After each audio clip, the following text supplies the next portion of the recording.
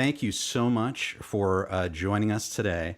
You have just heard from Coleman. I brought him on today because we have a movie that we did together. Coleman has played Bigfoot in a movie called Bigfoot Me, which will be playing at the Houston Comedy Film Festival and the Austin Comedy Film Festival. And we're going to show you a trailer about that in just a second. But the first thing I want to ask you guys is, in the chat and or in the chat or in the comments or in the community post, there's a post asking about questions that you would ask Sean Kanan. Okay, Sean Kanan is the actor who plays Mike Barnes. All right, so we're gonna be talking to him this week, and so we're gonna be asking him questions. And for all you guys watching this live stream or watching this later on, if you could in the chat or in the comments write questions that you would like Sean Kanan to answer. I will try to get to as many of those as possible, but that is something we're going to keep on asking throughout the live stream today. So it's super exciting to have you guys here. Coleman. Coleman, not only, as you mentioned before, not only is he a great actor, I brought him on because he is what you would call a Karate Kid virgin. He had not seen The Karate Kid until yesterday. Okay. And he told me this. I'm like, okay, you've got to come on and tell us your experience with The Karate Kid. And I also requested that he watch just two of them, Karate Kid 1 and then Karate Kid 3. And then he's going to watch Karate Kid 2 later. But so many of you have talked about the idea of Karate Kid 3 should have been Karate Kid 2. I wanted to get his thoughts on if that worked. And Coleman, you did see Karate Kid 1 and Karate Kid 3, right? Wow. Correct. Okay. I watched them both yesterday. This is fantastic. This is really interesting. So be sure to, guys, jump in if you have questions for Coleman. I wish in a way I could go back and watch Karate Kid for the first time. I have not, seen it for the first time in I don't know how many years. And so, Coleman, this is going to be a very special experience for you. Give us just an overview. What were both those movies like? What were your thoughts on those two movies? Karate Kid 1. Let's start with Karate Kid 1. I thought that Karate Kid 1 was one of the most fun movies I've seen in a long time. It definitely had a unique feel that I feel like a lot of movies mimicked after it. It was just a lot of fun, and it made me feel a lot more than just excitement and adventure. There were some parts of it that made me like, oh my gosh, this is choking me up a little bit. Like especially with Mr. Miyagi and some of his backstory, and then I went and did some research on that, and we can talk about that later. But I just loved it. It was such a good movie. That's fantastic. That's great to hear. And all you guys watching, if you want to chime in, and if you have memories of watching The Karate Kid for the first time, or maybe you've seen Cobra Kai, that was the first thing you saw, and you have not seen Karate Kid yet, or you saw it afterwards, let me know what you think there. We've got, do you think Terry Silver is going to teach Quicksilver method, and John Kreese's first strike hard, no mercy will not be able to emerge and Kreese and Terry will fight? Oh, wow. Okay. Yes. Okay. That's great. Have you seen Karate Kid Part 2? Of course, I've seen it many times. Coleman, you have not, right? Okay. No, I have not watched it yet. We did our little experiment. Yeah. So I watched the first one and then went directly into the third one. So if I can get an overview, what did you think of Karate Kid 3? After coming off of Karate Kid 1, what did you think of the movie? Did it make sense going from 1 to 3? So initially, it starts off with scenes from Karate Kid 1, and then I'm assuming there was a couple scenes from Karate Kid 2 in there. But that was enough context for the rest of the movie, because there was one or two things that I was like, who is that person that they mentioned? However, I mean, it was basically like I was watching a sequel to Karate Kid. So, which also just phenomenal movie. Cinematography for both of those were like, I wasn't expecting that to be that good. There was a couple of shots that I was like, this is beautiful, especially for something that came out in the 80s. It looked like something that could have came out today, like some of that cinematography did. So Yeah. great movies. I agree. I yeah. love the way those movies looked. It's really I loved how they were shot, and I'm curious because obviously a lot of people watching are interested in Mike Barnes. They're also interested in Terry Silver. How did those? What are your Yeah. thoughts on those two characters? Seeing them for the first time, you just saw them for the very first time within the last 24 hours. Terry Silver, definitely, I feel like he's like straight out of a comic book type of super like villain, over the top, maniacal, and just manipulative and cruel, and I loved it. I loved him. Um, and then kind of with Mike Barnes, he was just very oops uh I'm sorry, I did something here. With Mike Barnes, he was just, I lost my train of thought. He was very down to earth ish. I definitely feel like he's one of the most dedicated villains out there, to trying to get what he needs done. And that's something that one of my notes I wrote about. I was like, I'm pretty sure that if he had trained under Mr. Miyagi, there's no way in heck that he would not have been able to defeat Daniel. Like, if he dedicated himself to the correct master, he would he would kill some people. Just, he would let some bodies hit the floor. Yeah.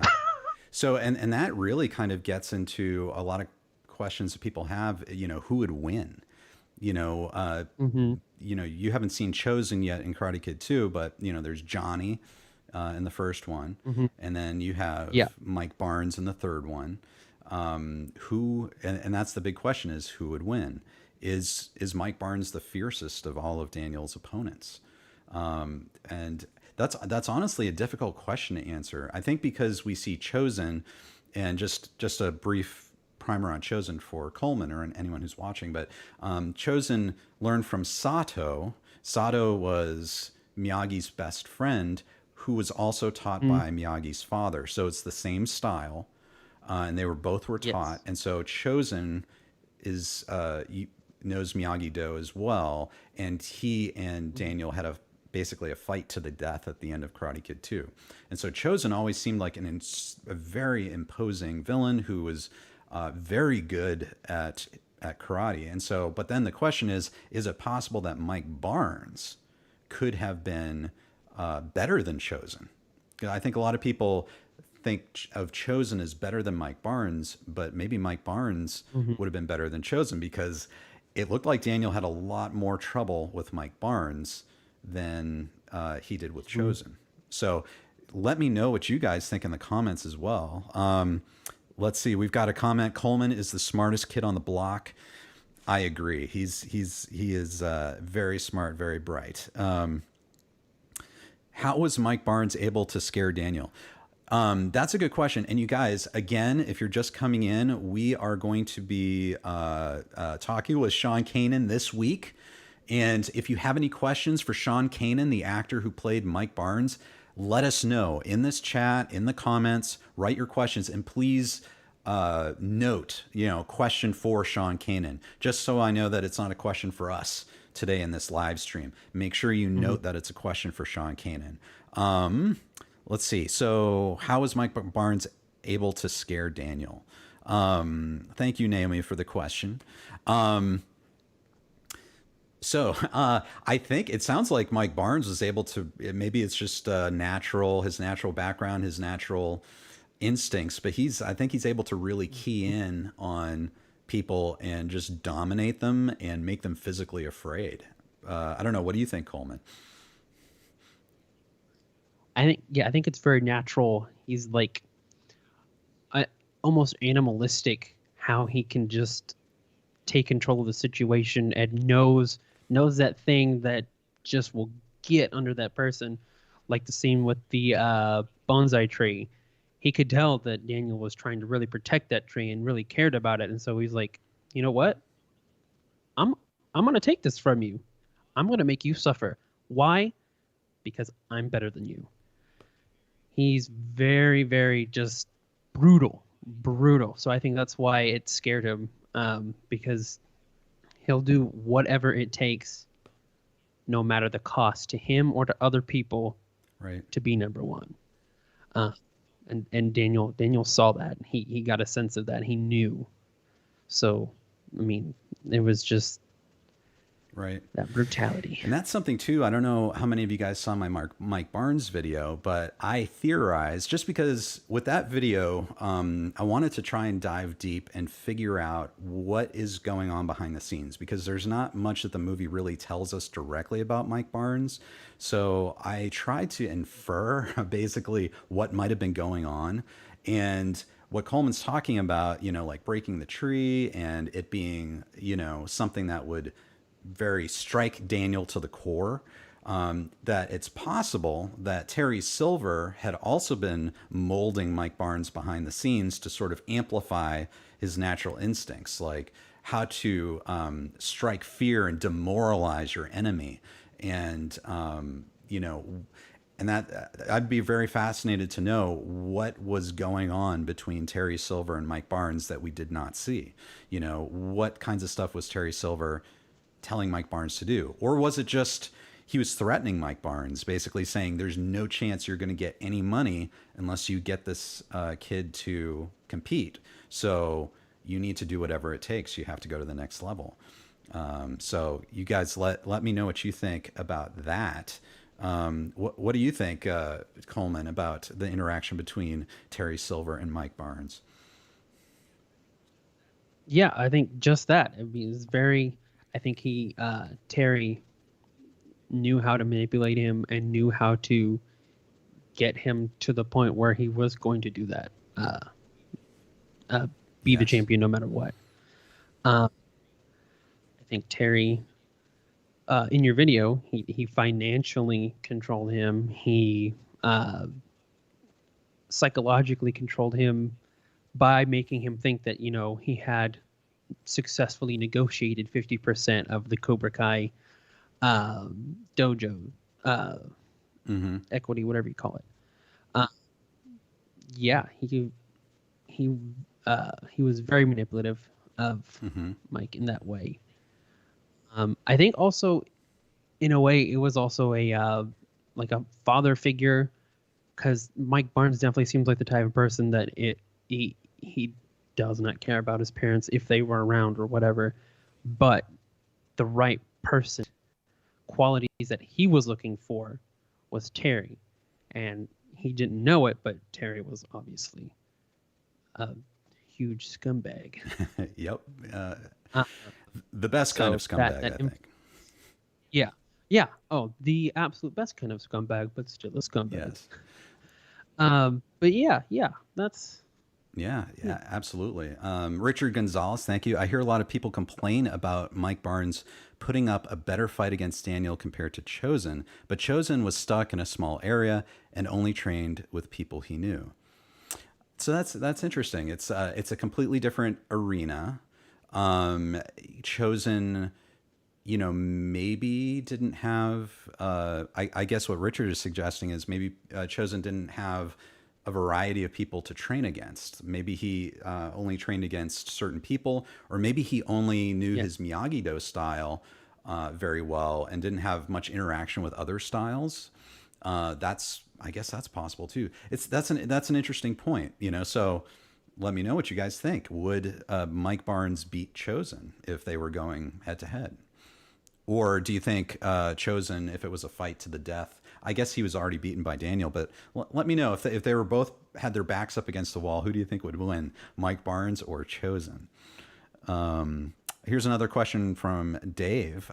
Did Mike Barnes stay friends with Snake and Dennis? They must have had some Hollywood nights together during their time with Silver. Yeah, I guess people don't think much about Snake and Dennis. You know, the two thugs. Coleman, you remember Snake and Dennis, right? Yeah, they're kind of the Yes. lackeys, trainees. I Yes. don't know. And it's interesting because I don't think that they were necessarily friends, or they might have been friends, but more like paid friends. You get the sense that this isn't like a real Mm-hmm. true camaraderie. It's true they might have had some wild Yeah. nights on the town in L.A., but yeah. What do you think? What do you think, Coleman? Yeah, they were definitely paid to be his friend. Um, and I also like how in your video you pointed out they were kind of Terry's like eyes and ears to help kind of control Mike a little bit. So he always felt that presence of I'm being watched. I'm being made sure that I do what I need to do. Um, so not really friends per se, but definitely like they were the leash and Right. Mike was the dog. Exactly. So, Yep. so Dave, your question: did Mike Barnes stay friends with Snake and Dennis? I honestly think that would just completely depend on how Terry Silver felt about Mike Barnes, because I think Snake and Hmm. Dennis were employees of Terry Silver. Terry was their bread and butter, and if Terry liked Mike Barnes, then they liked Mike Barnes too. If Terry started to cast out and expel Mike Barnes, then they would as well. At least that's my sense. So I don't know. Yeah, Yeah, it's. I agree. Let me know what you guys think. Um, let's see. What is Mike Barnes? What is Mike Barnes' parents was Cobra Kai material? So I know, yeah, Coleman, you talked about this, and his parents. So Mike Barnes's parents, I don't know, they're kind of they must be very interesting parents because they just let this Oh guy yeah. go, like underage guy, like supposedly under 18, go live with Terry Silver for months during the school year. Like that's strange parental I situation, don't you think? I feel like they may be from come Interesting. from wealth. Uh, not a whole, not like not Terry level of wealth, but definitely better off than most. I get the sense that he's kind of always gotten what he wanted, or always been able to go out and get what he That's wants. interesting. So maybe his dad may also be military or ex-military, like Terry. So that's also why he kind of gravitated toward him. Um, yeah, I definitely get the sense that his parents were strict, but not in the sense of you can't do this, you can't do that. Strict as in like you go out, you get what you want, you work hard, you do what you have to do every single day. Um, there's no time for play. There's no time for all this. You have to be constantly working. Uh, yeah, definitely from money though. That's You can interesting. definitely get See, that I from money. thought he came from a lower income background, or at least that's how I saw it. Like, to me, he seemed kind Oh, of bowled over by Terry Silver's like mansion, and it seemed like money was such a strong motivator. And why mm-hmm. would why would he need to go train with Terry Silver? You know, it seemed like money had to have been like urgent for him in order to do that. Because otherwise, like, why would he go? Like, it's like, but I see what you're saying too. It's sort of Yeah. like he just assumes he's always going to get what he wants, and he kind of maybe comes from privilege in that respect. That's really interesting. Guys, let me know what you think too. Like, how did Mike Barnes strike you? Like, did he seem like he came from wealth, or did he seem like he came from a lower income background? I think the other thing with Mike Barnes is that I feel like it's a sense of pride that he also gets from his parents because he obviously I feel like you are right. He is motivated by the money. I feel like he's also a bit motivated by the need to be the best. And so he's also doing this he wants that title. He wants to be the best everywhere, not just where I can't remember where he was from, but in California and just in the world. Um, so I think you're probably right. It makes more sense now that I think about it. He may come from a lower income, um, but I think there's also his parents, regardless whether if they have money or not. I definitely feel like they Hmm. were stricter on on the work part, on him working and being Yeah, the expecting best a he can lot be, from him, and he's. and not in a supportive way. In a like if you're not the Mhm. best, then you're Right. worthless And kind it's of a deal. interesting with the army connection. Like, if his family did come from a military background, I think when he walks in the first time we see Mike Barnes, he's wearing camo pants, which is Mm-hmm. interesting. So Yeah. yeah, I could totally Yep. see that. Let's see. What if there had been a broom exercise for training that was sweepy left, sweepy right? Yeah, one thing I wanted to say about that is, if you watch, you can go on YouTube and watch this. For Karate Kid 3, the trailer for Karate Kid 3 is very interesting because it uses, like, a lot of the shots and scenes are alternate takes. It almost gives it a completely different feel. It gives the movie a little bit of a different feel, like different line readings. And one of the shots in the trailer, if you watch it, is Miyagi with the broom on the steps, like when he's like This, kind of making fun of Daniel with the sweep technique, like you hold like this and go like that. yeah. In the trailer, you see him go, you and hear him say, like, first sweep left, then sweep right. Like he's calling back to the training in the first one. And I Yeah. don't think in the movie you don't get that. He just is like, just hold like this, and then Daniel just goes, he's angry. Yeah. So that's interesting. It looks like he was kind of making fun of, like, their training in a way. So that's kind of. That is. Yeah. Did you and I, Coleman? Okay, so a lot of people say with Karate Kid 3 that Daniel is, like, kind of very volatile. Like, he's either really upbeat and happy, or he's like really, like, angry and stuff like that. Like, how did the character of Daniel seem to you in Karate Kid 3? yeah. I definitely didn't like him as much as I liked him in the first one in Karate Kid. Uh, you hit it right on the nose there with volatile. He's just very. Anytime that he can fly off that handle, he is exploding off that handle. I mean, trying to think of like in the dance scene, how it didn't take anything for him to just punch the guy in the nose. And I know that it was part of Terry's manipulation of the trying to pay the guy to provoke him, but I mean, it took very little provocation at all before he just socked him in the nose. And I mean, I'm trying to think of just any time that he was talking with Mr. Miyagi, but like before we got to closer to the end, it was like, do you not realize who this person is? This is the person that's been training you. That's basically he's become your dad at this point, and he's just talking to him any way that he can. Um, I felt really bad for Mr. Miyagi because he's just trying to help care for this boy, and he's ba- he's kind of like he's using him just to keep his title of champion. Um, yeah, I was kind of mad at Yeah. him. I was pretty upset. Well, that's interesting because I know you haven't seen Cobra Kai the series yet, but the interesting thing about Cobra Kai the series is that, it kind of rethinks things a little bit, like from Johnny's perspective, like where Daniel's kind of not necessarily the villain, but to Johnny, Daniel's the villain. So it's interesting that, Daniel isn't like this good guy all the time. And I feel Yeah. like a lot of the inspiration that series gets from Daniel being, like, not perfect, like you don't root for him necessarily all the time, might kind of come from Karate Kid Hmm. 3, because you kind of see those character qualities of Yeah. Daniel that, are not perfect. You're like, oh, Daniel, you're kind of Yeah. being annoying right now.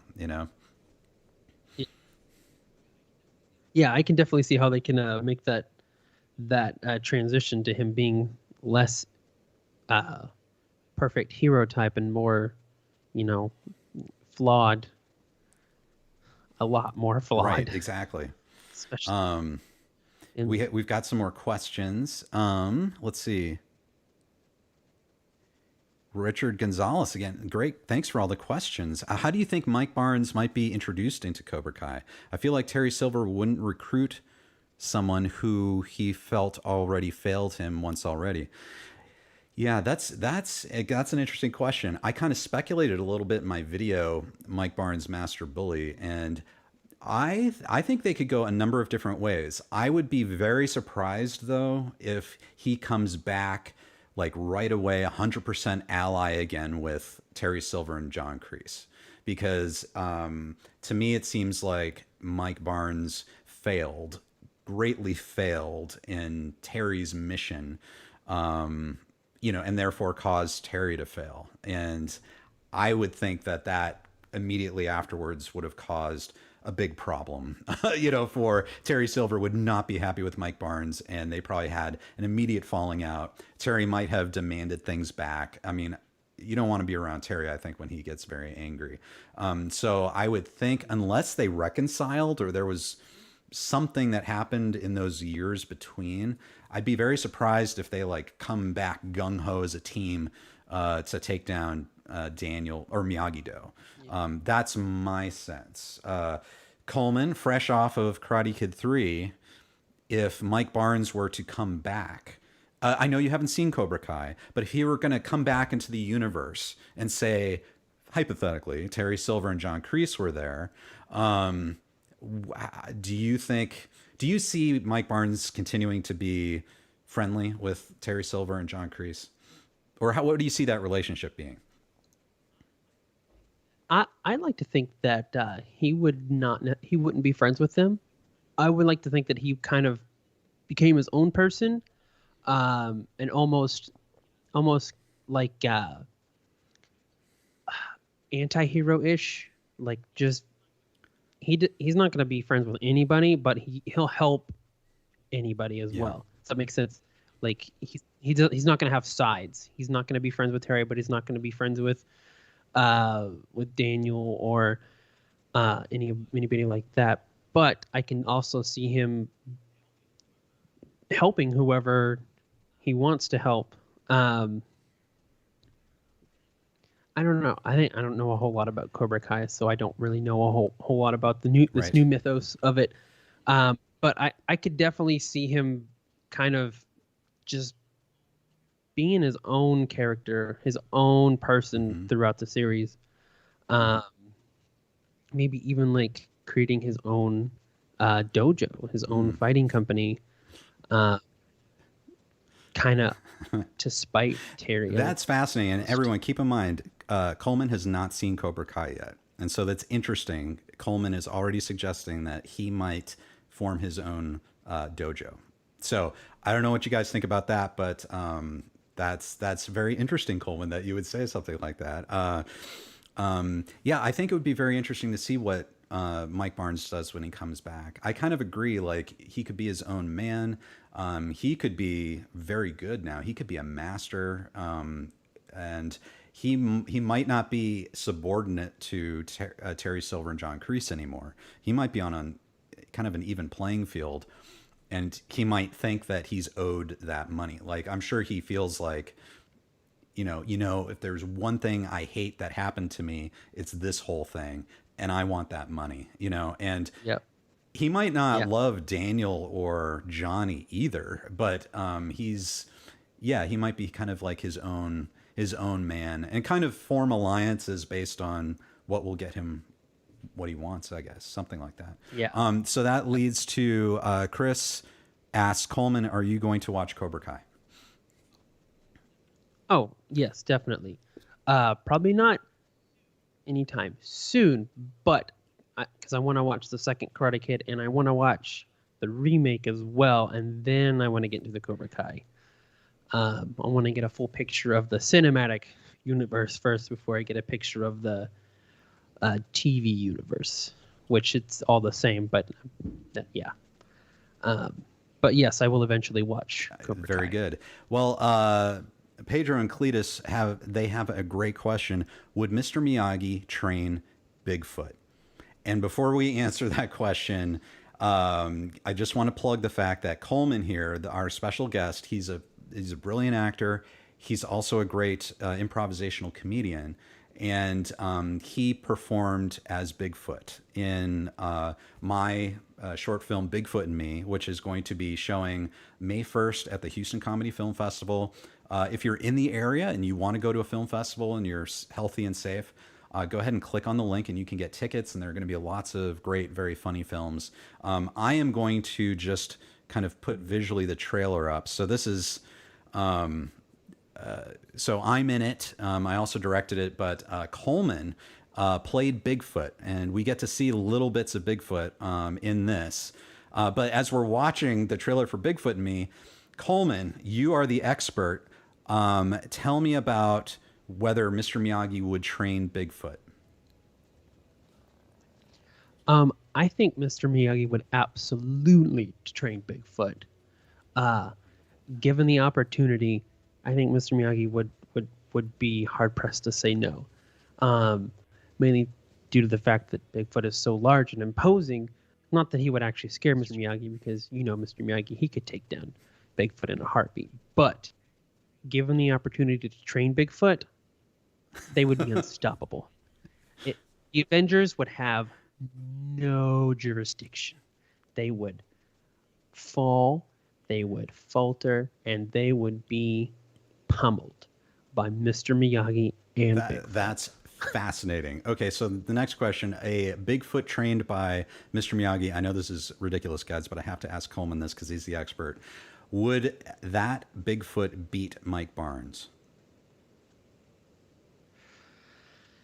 That is a difficult question. They'd be pretty close. I would honestly give out Bigfoot. He would come out just a hair because of all of the hair. I'm pretty sure it would be too distracting for Mike Barnes because it is Bigfoot. I don't know if Mike Barnes has seen Bigfoot or not. I would like to think that he might have possibly seen him, but doesn't really believe in him. So we would get that whole wow factor of Mike Barnes being like, "Oh, that's Bigfoot. I have to fight him. Okay."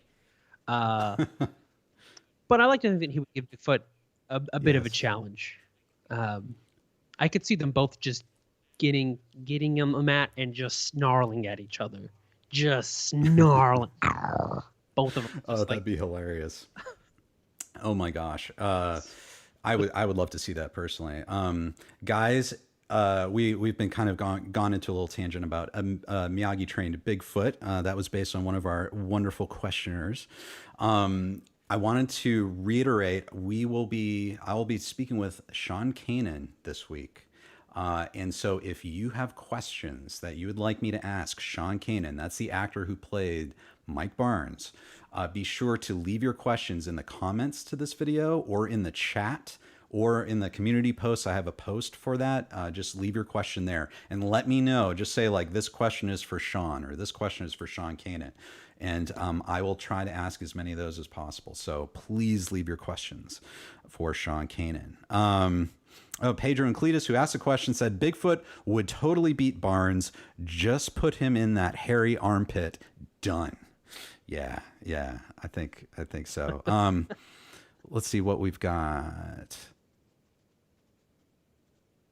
Let's see. Okay. I'm not sure what made them so overconfident in the first place. Kreese lost 2 fights to Miyagi. Miyagi beat up Silver and already trained his protege to beat one of the Cobras. Yeah, I mean, that's something that people have brought up a lot, is that it's so funny that Terry Silver and John Kreese both, but especially Terry Silver, after getting totally owned by Miyagi, just immediately flips and basically says, "We're going to destroy you and we're going to vanquish you," after he had just been beaten. And I think that's a wonderful character trait of these villains, personally. It's even though they're beaten, they still think they're absolutely amazing and will keep on coming for more. I don't know, Coleman, do you see there being how do you see that happening kind of in their brains, like where they're beaten, but they still think they can come back and win? I think it's one of those you may have won the battle but not Mm. the war, because they're very goal oriented, and having to fight Mr. Miyagi was just part of their plan all along in their brain, that they knew that they were going to have to fight him, and they probably in defeat were like, we let you beat us. This was part of the plan the entire time, to make you feel confident. Which Terry might have actually thought that he might have actually planned for this to happen. I've got a couple things on Terry that Oh, we're going to please have to do. discuss. Yes. Um, but Tell me about Terry. well, I mean the main one, and this is kind of just off. I think it's possible that Terry might have inadvertently created the Teenage Mutant Ninja Turtles.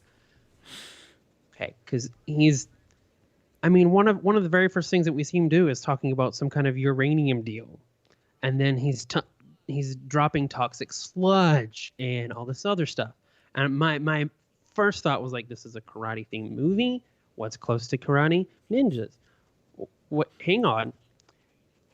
Is he creating the toxic waste that creates the Teenage Mutant Ninja Turtles? Is this why he is so good at karate, or Oh, semi wow. good at karate? I don't know. Uh, Maybe he's created some kind of formula to help amplify, ninja tactics or karate tactics. And I'm just saying, cross universe, shared universe, we could see uh, a Mike Barnes versus Michelangelo. Coleman, you just blew my mind. See, I never once connected those two.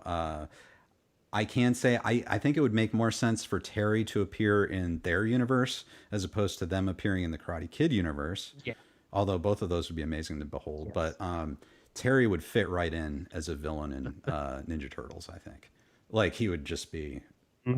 Yeah, I mean, he's got the resources. You're right. He could be experimenting.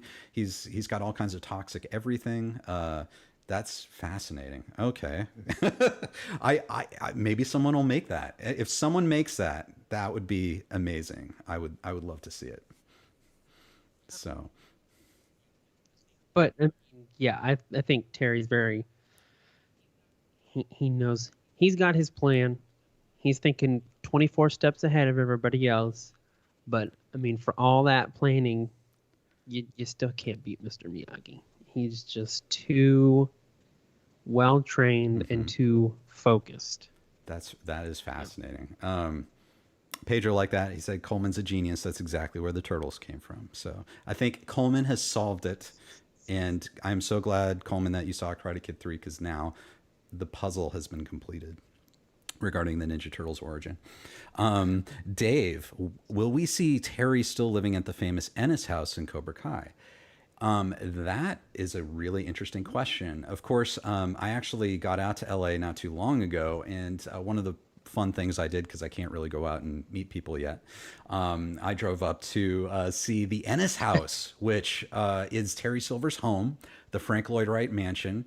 That's Los Feliz area, and it's near the Griffith Observatory. And I will say this, guys, like it is much more stunning in person, I think, than how it looks in the movie. Like it just is like when you see it on the hill, especially when it's almost sunset, it's like boom. It's like it just stands out. It's pretty amazing. So I've looked into the Ennis House. I know it's a private residence, but they still open it up for visitors. I think 6 days out of the year, or some number of days out of the year, and it's possible that they were able to get in and shoot there at the Ennis House again. I hope so. I know the Cobra Kai series like has done an amazing job with the budget that they've had, but now that the fourth season's on Netflix, I'm kind of wondering if the budget's a bit higher, and they might be able to afford that location. And Coleman, again, Coleman is being very gracious right now because he has not seen Cobra Kai, and so he doesn't know what's happened in the series, and he doesn't know what's probably going to happen. Do you mind if we talk about spoilers, Coleman? Okay. So Go ahead. Go ahead. for me personally, and I know for many people out there, and let me know, everyone, if you felt the same way. After watching that first season of Cobra Kai, I immediately started obsessing over all the ways Terry Silver could appear in the series. And I was hoping, even from the second season, that Terry Silver was going to make an appearance. Okay. He did not modern day Terry Silver, but we did get to see Terry Silver in season 3, the character. It's kind of like an origin story that we didn't realize we were watching at the time, which was really cool. But now it apparently is leaked that Thomas Ian Griffith is back and has been playing Terry Silver in the shooting for season 4. So Coleman, when you watch Cobra Kai, you can set your expectations. I know you're a Terry Silver fan. You know, you don't have to suffer like I did, just like waiting with bated breath every episode to see if Terry Silver is going to make a comeback. But we know that I think this is what's going to happen. So the question would be, the Ennis House, are they going to go back and shoot there? And I hope so. Although Terry could be so rich that he could have many mansions. Or a lot maybe has happened since then, and he's traded up to a different mansion, or maybe living in different parts of the world. I mean, we really don't know what Terry's been doing. But let's see. I definitely think that when Terry does come back, he's going to have a tremendously grand entrance. I mean, he's gonna be like, "That's right, I'm back."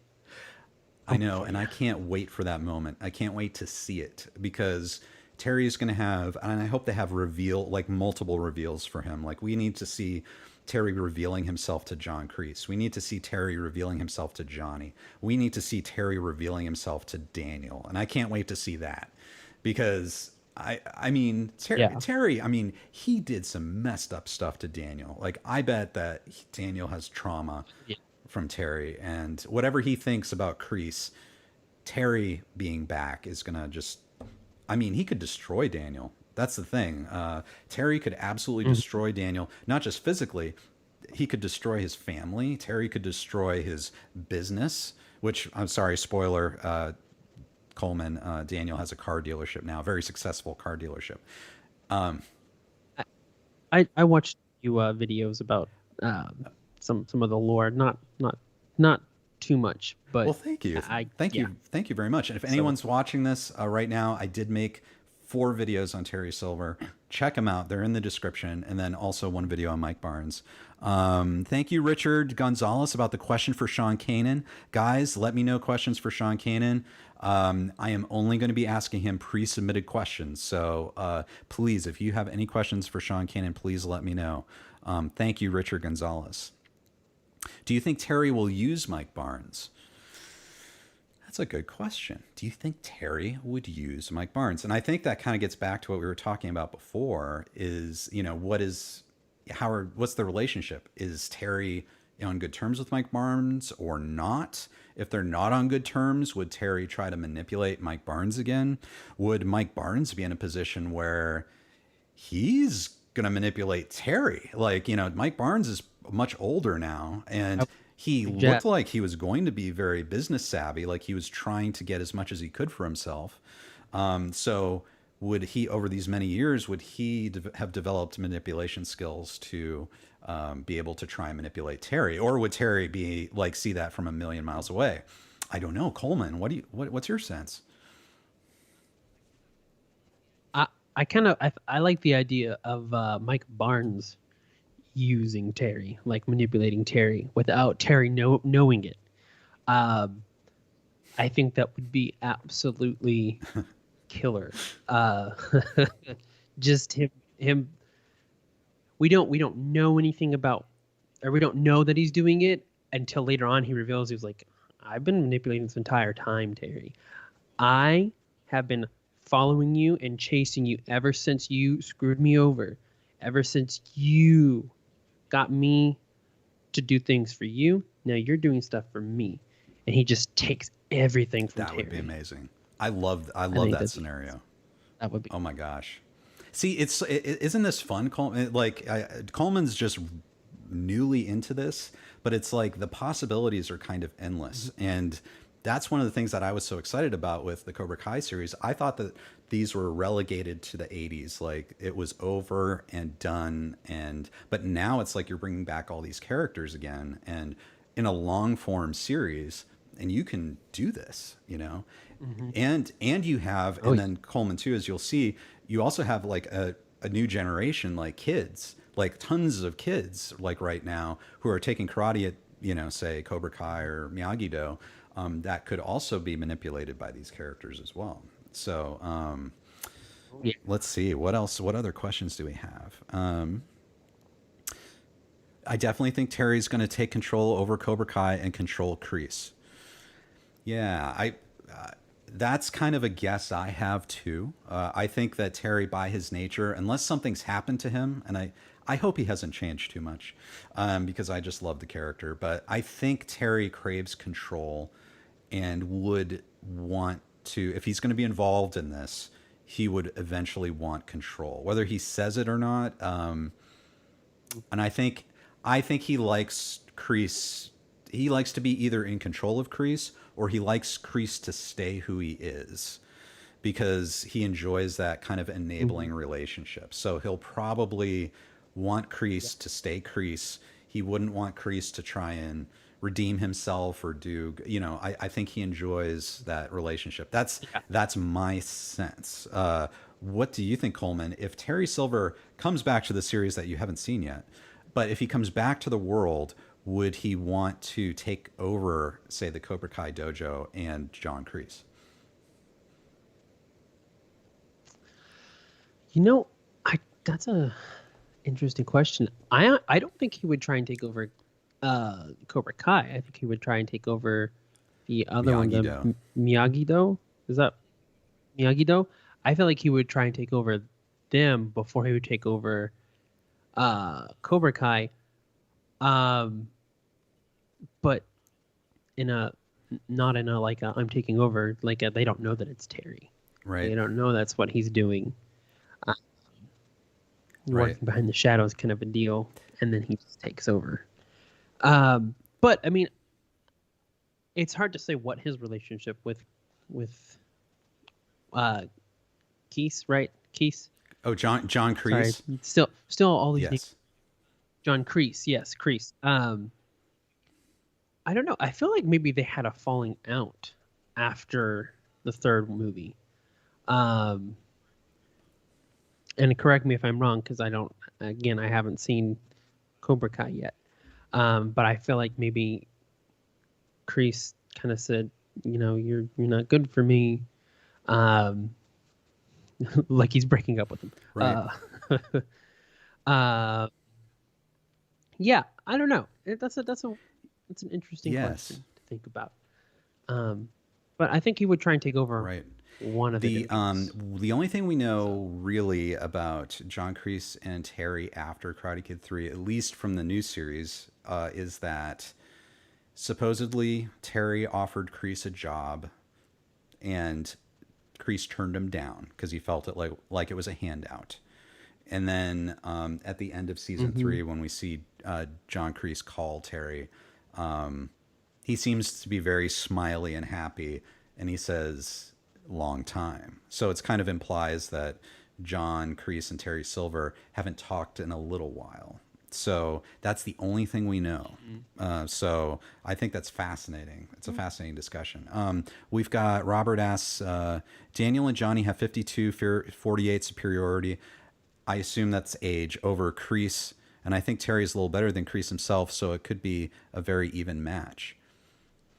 Yeah, it could be. That's interesting. That's assuming that Johnny stays allied with Daniel.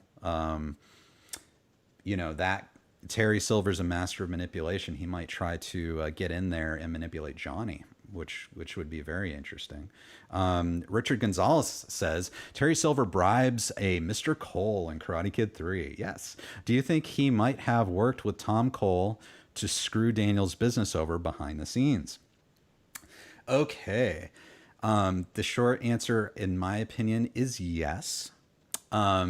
So Coleman, just to let you know, there's in season 3 of Cobra Kai, there's a problem with for Daniel with Tom Cole, and all of a sudden Toyota, which is a car maker, is starts to refuse to sell to Daniel, kind of based on his sort of violent, you'll see when you watch the series, but like he started up Miyagi-Do again, and so for whatever reason this corporation's like, we don't want to be associated with violence.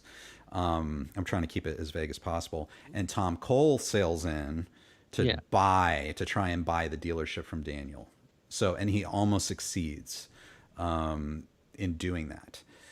So the question is, I think, is Terry Silver in any way behind that? Because Willie Cole, who's the DA in Karate Kid 3 that Terry wants to bribe, obviously shares the same name with Tom Cole, and my last name, which I won't say whether or not I'm associated with that endeavor, but so the question is, has Terry Silver been doing that? I don't know, Coleman. You kind of mentioned this before about kind of being the puppet master, pulling the strings behind the scene. Would you say that's how Terry might work? Oh, absolutely. I believe that he's involved with that. That makes too much sense. It almost sounds too ridiculous to be true. It's but I mean, with good writing, which it seems like Cobra Kai has a lot of that, from what I've heard, I don't see how that could not possibly be true. That would be really cool to see. Just all this random stuff happening, and you're like, oh, that's an interesting coincidence, and then, bam, it's Terry. It's been instead of it being Agatha all along, it's Terry all along. Yeah, exactly. Yes. Yes, I agree. We have a question. This is, again, outside the Karate Kid universe. Who would win in a fight between Ivan Drago from Rocky IV and Mike Barnes? Coleman? Well, probably Ivan Drago, because I'm assuming we're talking about the specific movie that they're in, because grown man, Right. child. And if I remember my Rocky IV correctly, like they were physically conditioning Ivan Drago. Like they were injecting him with steroids, basically where he could, there was, I forget how many pounds per square inch each punch was. And he killed Apollo Creed in the ring. So if Ivan Drago killed Apollo Creed with a punch. So I mean, it just, yeah, I agree. It seems like Mike Barnes might be, I mean, if he could dodge Ivan Drago, maybe he'd have a chance. I don't think he could take down Ivan Drago. I don't know. But I don't know. Yeah, it's fascinating. I like, we should throw Ivan Drago into the Ninja Turtles universe. I think Yes. that would be fantastic. Karate Kid TMNT crossover. It sounds like such a good idea. I wonder if it's been done. So, what? You know what? I've seen a lot of cool crossovers. So it may not have been done. It may not have been done, but I guarantee you, at some point, somebody else has probably thought about it and come close to doing it. Well, guys, it's one. I think we'll wrap it up pretty soon. I just wanted to say again, if anyone's watching right now, if you have a question, for Sean Kanan, let us know either in the chat or in the comments to this video or on the community tab. Let me know what the question is that you have for Sean Kanan, and let me know that it's like, this is a question for Sean, because very excited. We're going to be talking with him this week. So let me know. So Coleman, give me your, just coming into this universe for the first time for Karate Kid 1 and 3. Let me know, what are your overall thoughts and hopes going forward as you continue to watch these movies? Well, again, the cinematography in them has been wonderful, so I'm sure that will continue with the second one, and I'm sure Cobra Kai is also just as beautiful. I'm definitely excited to see some more Terry in the future. I really hope that they bring him in for that fourth season. I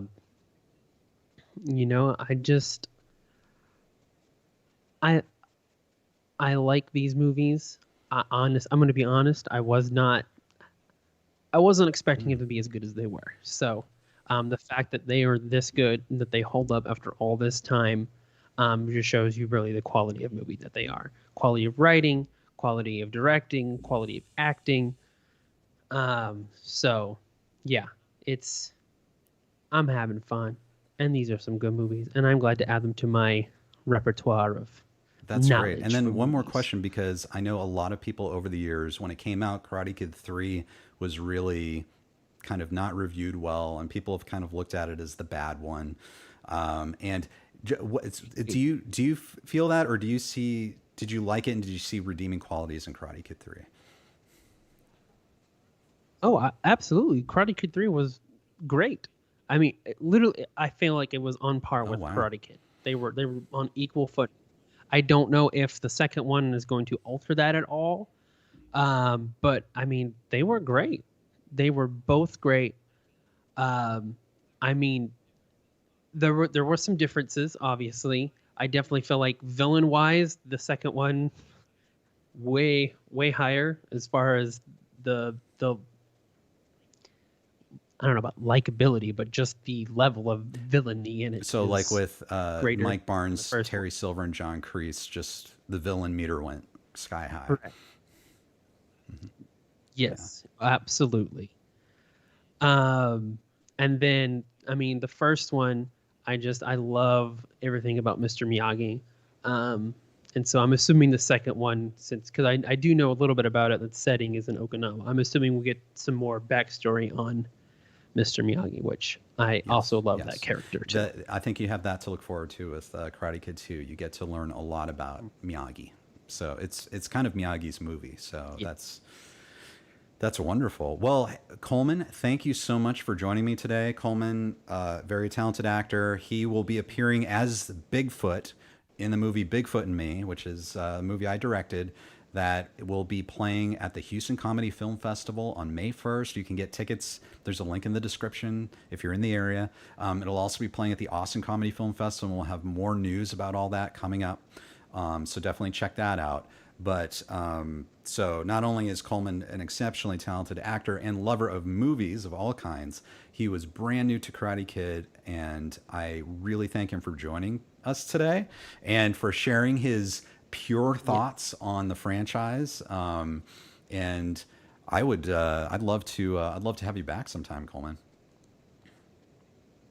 I will be happy to come back and talk about this any That's day, every fantastic. day. Well, you guys, thanks for watching. Um, Thanks for watching. Coleman has not seen the next Karate Kid or Karate Kid 2 or Cobra Kai or Karate Kid the animated series. So, There's yes, but animated it's series. different. But Oh, yeah, okay. check it out. I think it's on streaming right now. Is it on Netflix? I don't know. Maybe one of you guys know. Yeah. It's different. It's very different. But Yeah. thank you guys, and I hope you have a great week. Let me know your questions for Sean Kanan, and look forward to seeing you next time. All right, bye. Bye.